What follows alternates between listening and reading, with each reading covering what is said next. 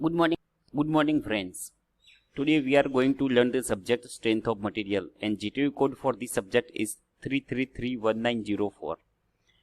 Today we are going to study the chapter deflection of beam, and slope and deflection are the topic we will discuss in this lecture. Myself Rohit B. Patel, working as a lecturer in Mechanical Engineering Department of VPMP Polytechnic. Now look at the objectives of these chapters are to find out the slope theta and deflection y. So when we apply the load on the simply supported beam or cantilever beam, there are two parameters are created which is known as the slope and deflection. So we will learn how we calculate the slope and deflection in cantilever beam and simply supported beam. Okay, તો વિદ્યાર્થી મિત્રો, હવે આપણે chapter 5 ની શરૂઆત કરીએ. Deflection of beam એટલે કે બીમનું વિચલન. તો એમાં આપણે સૌથી પહેલા સ્લોપ એટલે કે ઢાળની આપણે વ્યાખ્યા સમજીએ. Definition is at any point angle made by tangent drawn to the deflected shape of a beam with horizontal is called slope. When we apply load on the beam, it may be cantilever beam and simply supported beam. There is an angle is created between original beam and deflected beam. So this angle is known as the slope.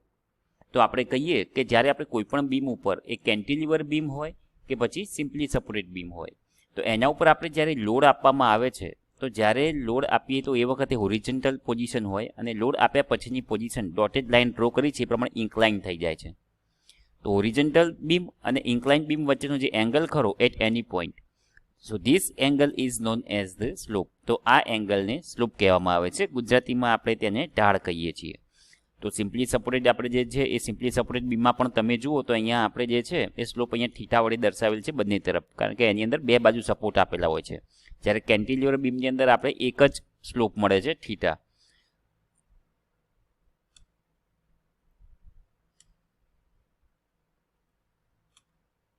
Okay, તો slope is denoted by theta. તો slope જે ઢાળ છે એને આપણે theta વડે આપણે દર્શાવીએ છીએ. અને સ્લોપનો એંગલ છે ડિગ્રી અથવા radian. The angle of slope is degree or radian, same as a simple angle. And using these two equations, we can convert the degree into radian and radian into degree. આ નીચેના બે સૂત્રો વડે આપણે ડિગ્રીનું રેડિયનમાં અને રેડિયનનું ડિગ્રીમાં convert કરી શકાય છે.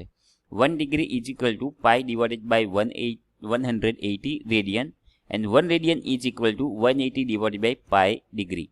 તો કે 1 ડિગ્રીનું આપણે રેડિયનમાં કન્વર્ટ કરવું હોય તો 1 ડિગ્રી બરાબર પાઈ ડિવાઇડેડ બાય 180 રેડિયન થાય. અને જો રેડિયનનું આપણે ડિગ્રીમાં કન્વર્ટ કરવું હોય તો 1 radian is equal to 180 divided by pi degree.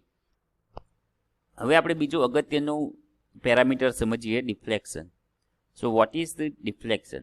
So when we apply the load on the beam, it may be cantilever or it may be simply supported beam, then beam is moved towards downward direction.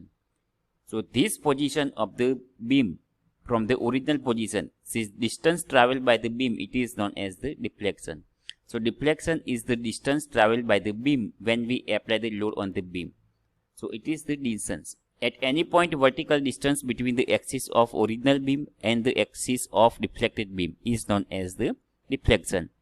Simple સાદા શબ્દોમાં કહીએ તો કોઈ પણ beam ઉપર આપણે જ્યારે load apply કરીએ છીએ, ભાર આપવામાં આવે છે, ત્યારે એ બીમ નીચેની તરફ આવે છે.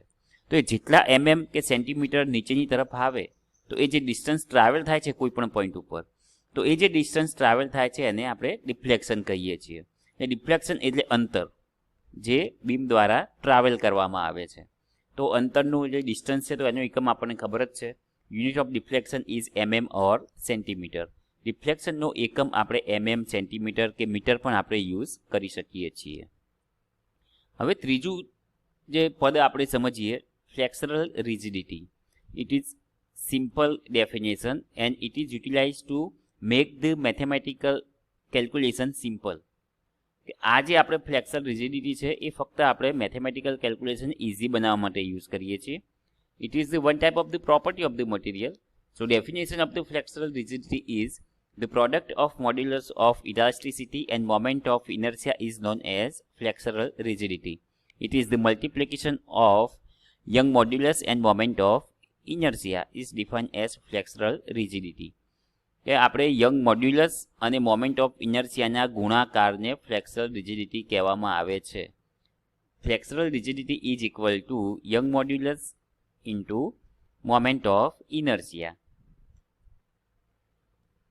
Okay, and now we are going to study how we can find out the slope and deflection during when we apply the load on the beam. It may be cantilever beam and simply supported beam. So in this chapter our goal is to find out the theta and y. Theta means slope કે જેને આપણે ઢાળ કહીએ છીએ. Y means deflection. It is known as the slope. It is the distance traveled by the beam when we apply the load. First, તો હવે આપણે equation જોઈએ. આપણો આ ચેપ્ટરમાં મેઇન ગોલ છે થીટા અને વાય શોધવાનું, પણ એની અંદર કયા પ્રકારનું બીમ છે અને કયા પ્રકારનો લોડ લાગે છે એ પ્રમાણે થીટા અને વાયનું ઇક્વેશન બદલાતું રહેતું હોય છે. જો પોઈન્ટ લોડ લાગતો હોય મિત્રો તો આપણે કેપિટલ ડબલ્યુ લખવાનું, અને જો યુડીએલ લાગતો હોય બીમ ઉપર લોડ તો આપણે સ્મોલ ડબલ્યુ યુઝ કરવાનું, જેથી અલગ પડી શકે. બાકીના પેરામીટર એના જ આપણે યુઝ કરીશું. તો પ્રથમ કેસ આપણે જોઈએ, cantilever beam with point load at free end. કે જ્યારે કેન્ટિલીવર બીમ હોય અને પોઈન્ટ લોડ લાગતો હોય ફ્રી છેડા ઉપર, તો એ વખતે થીટા અને વાય શોધવા માટેના equation. Theta is equal two capital W L square upon 2EI. Theta means slope, capital W means point load, L means length or span of beam એટલે કે બીમની લંબાઈ, upon 2EI. E means Young modulus and I is equal two moment of inertia.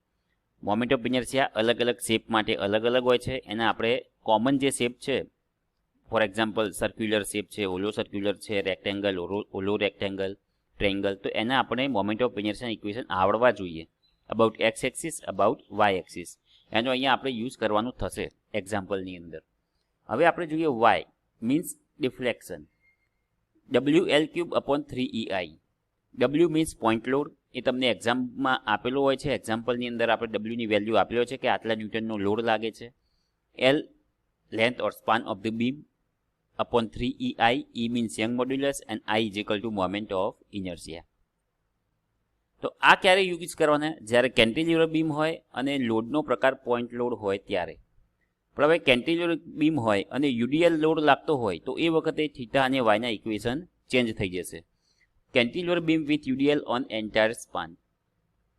Theta is equal to small WL³ upon 6EI. Theta means slope, small w means UDL કે જેની value તમને એક્ઝામ્પલમાં આપેલી હોય છે. L means length or span of the beam, બીમની લંબાઈ, span એટલે લંબાઈ શબ્દ વાપરવામાં આવે છે, upon 6EI. E means young modulus અને I એટલે moment of inertia. Y is equal to small w L raised to 4 upon 8EI. Small W આપણને ખ્યાલ જ છે, UDL load, L length of beam, E Young modulus, I moment of inertia. ત્રીજો case, આ ત્રણ equation cantilever beam માટેના છે. These 3 equations are for cantilever beam with point load at free end and UDL on entire span. These equations are always utilized when there are two types of load is acting on one beam. કે બે પ્રકારના load એકી સાથે જ્યારે એક જ beam ઉપર લાગતા હોય તે વખતે આપણે આવું કમ્બાઇન ઇક્વેશન યુઝ કરવાનું થાય છે. Cantilever beam with point load and UDL. તો જેમ અહીંયા આકૃતિમાં જુઓ ફિગરમાં, look at the sketch, there is a one cantilever beam and there are two types of loads are acting on this beam. W means point load and small w means UDL. You can easily see in this sketch. L is the length of beam.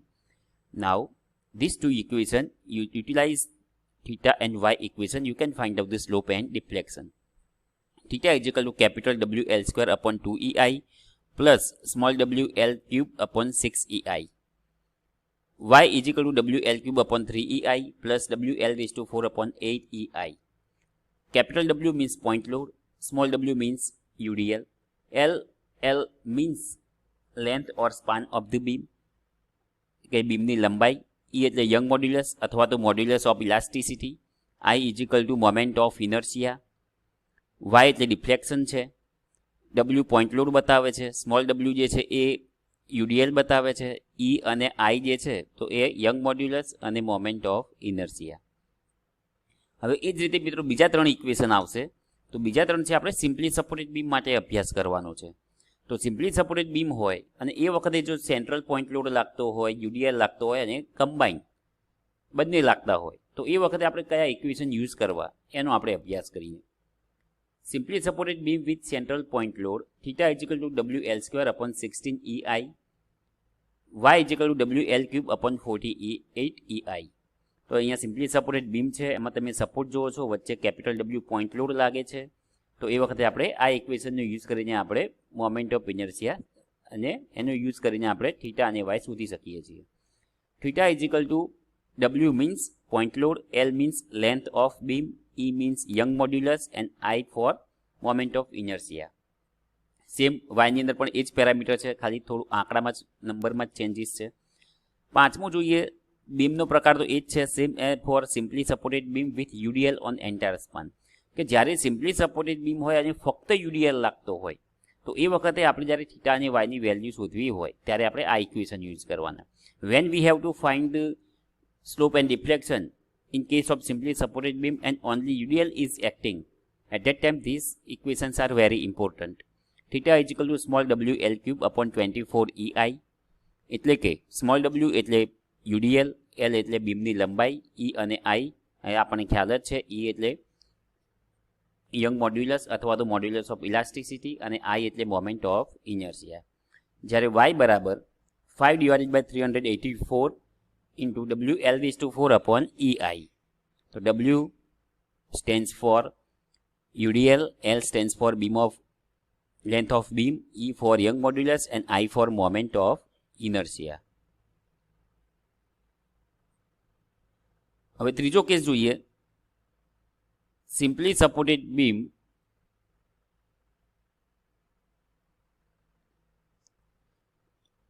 simply supported beam with central point load and UDL on entire span. તો એના માટેના equation તમે જોઈ શકો છો કે theta is equal two WL² upon 16 EI plus WL³ upon 24 EI. તો W point load small w જે છે એ આપણે UDL માટે છે અને એ જ રીતે Y ઇઝિકલ two WL³ upon 48 EI plus 5/384 into WL⁴ upon EI. તો આ રીતે થીટા અને વાયના ઇક્વેશનની મદદથી જ્યારે સિમ્પલી સપોર્ટેડ બીમ હોય અને પોઈન્ટ લોડ અને યુડીએલ લાગતો હોય તો આપણે આ રીતે સ્લોપ અને ડિફ્લેક્શન આપણે ફાઇન્ડ આઉટ કરી શકીએ છીએ. એક્ઝામ્પલ પણ ખૂબ સરળ હોય છે, સિમ્પલ હોય છે, જીટીયુની એક્ઝામમાં પણ ખૂબ જ ઇઝી એક્ઝામ્પલ આવતા હોય છે. ચેપ્ટર ઇન્ટરેસ્ટિંગ છે તો ખૂબ જ સરસ મહેનત કરજો અને નેક્સ્ટ જે વિડીયોઝ બનશે તો એની અંદર આપણે એક્ઝામ્પલ વિશે ડિસ્કશન કરીશું. તો આ ઇક્વેશન તૈયાર કરીને તમે એક્ઝામ્પલ સરળતાથી કેલ્ક્યુલેટ કરી શકો છો. Okay friends, thank you very much for giving a nice support.